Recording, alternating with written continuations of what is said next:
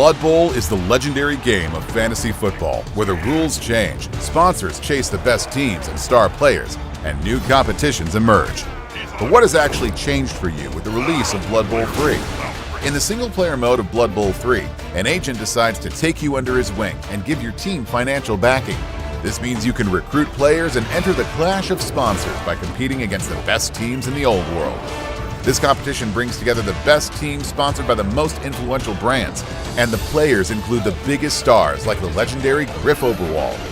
As some of you already know, 12 factions will be available at launch. Some are already well known, like the Dwarves and Dark Elves, but brand new factions have also been added, such as the Imperial Nobility, Old World Alliance, Chaos Renegades, and of course the Black Orcs. Many others will be added later, and all will be available in the campaign mode. A Kraken, unbearable heat, insect swarms. The new dynamic pitches hold many surprises.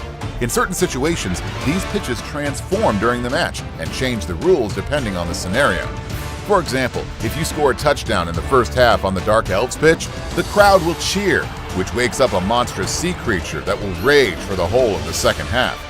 Be careful with your players. You will need to adapt your game because they're more likely to fall and will have trouble getting back up. Blood Bowl 3 is based on the new rules of the board game. The biggest change is undoubtedly the introduction of the passing statistic. Passing the ball is no longer linked to a player's agility, but to a player's passing ability instead. Catching the ball is still based on agility. Some players don't even have passing ability, which means that if they try to pass the ball, they will automatically fail, but they can still hand off the ball to an adjacent player. This significantly changes the game in many ways, especially for teams with high agility who could previously pass to anyone in their team. New rules means new tactics and new ways to dominate your opponent. You will also find new skills such as defensive, which allows the player with the skill to counter the guard skill. This changes strategies in many ways as guard is one of the key defensive skills. Throwers and runners also have their share of new skills. There's running pass, which allows you to continue an action after making a quick pass. And safe pair of hands, which allows the player with the ball to place the ball on any square if they're KO'd. The player leveling up system has also been completely redesigned.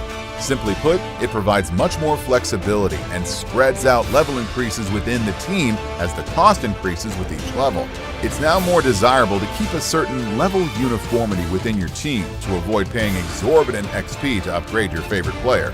In addition, choosing a random skill is half the cost of choosing a specific skill, and increasing a characteristic like strength or agility is expensive. There are many other new features in Blood Bowl 3, such as player and team customization, the arrival of a season system, or unique models of star players, for example.